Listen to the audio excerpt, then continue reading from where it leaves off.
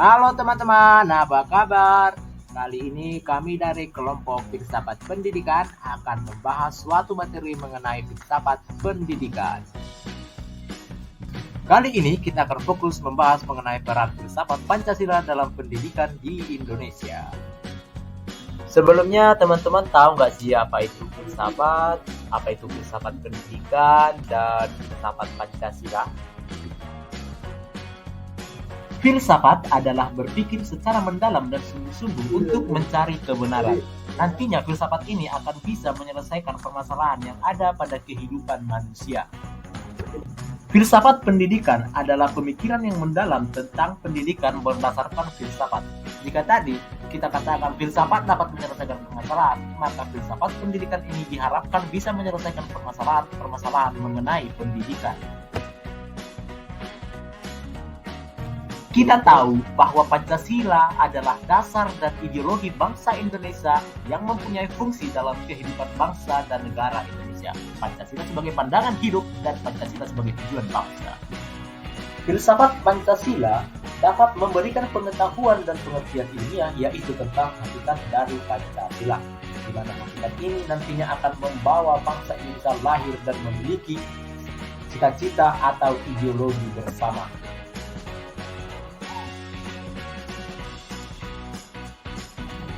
Pancasila sebagai suatu sistem filsafat memiliki beberapa dasar filsafat. Yang pertama yaitu dasar ontologis. Sebagai kajian Pancasila sebagai filsafat dimasukkan sebagai upaya untuk mengetahui hakikat dasar dari sila-sila Pancasila.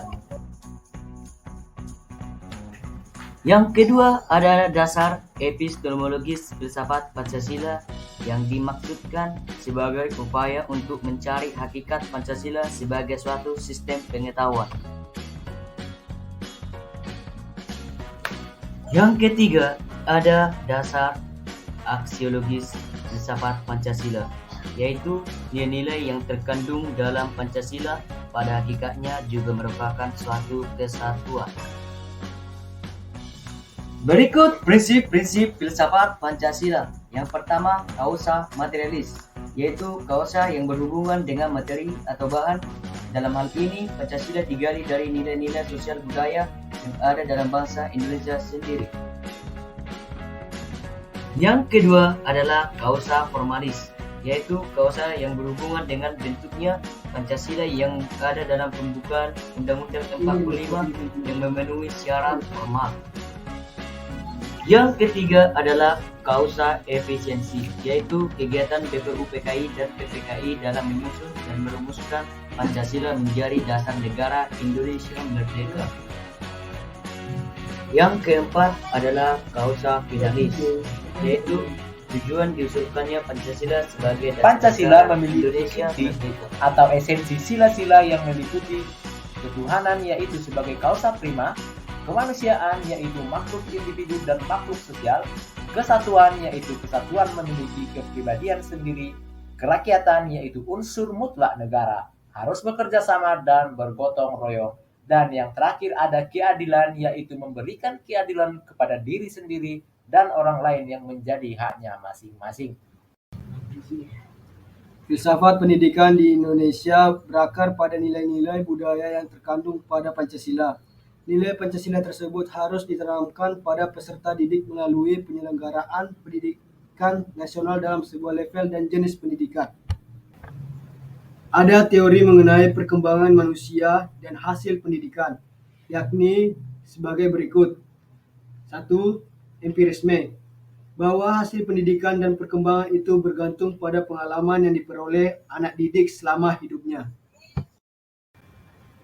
Kedua, nativisme, teori yang dianut oleh Schopenhauer yang berpendapat bahwa bayi lahir dengan pembawaan baik dan pembawaan yang buruk.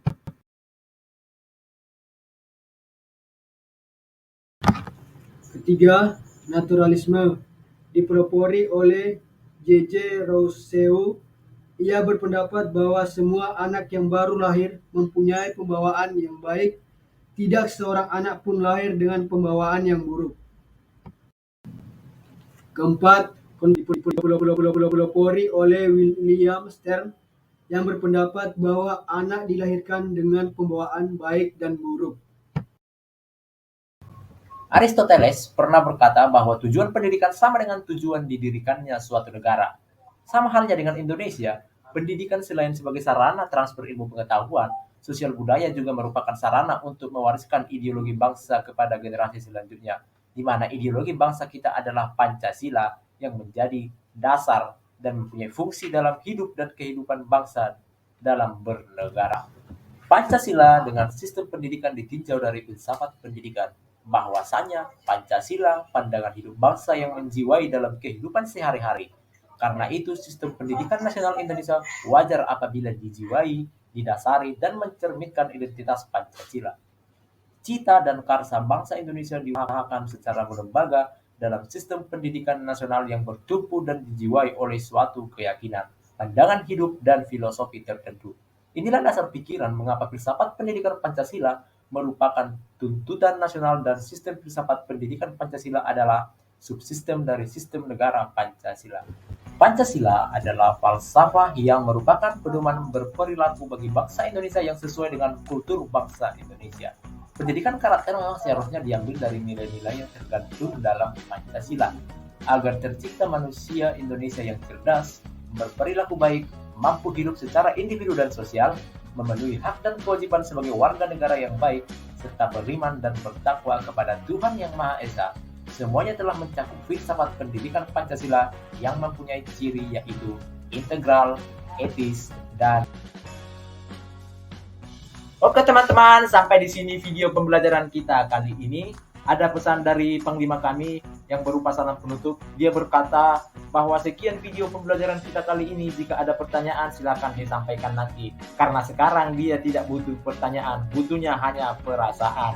Kesepian tanpa kekasih, cukup sekian dan terima kasih. Itu adalah pesan dari Panglima kami. Jika pesan dari saya pribadi, sampai di sini penjelasan dari saya. Mohon maaf jika ada kekurangan.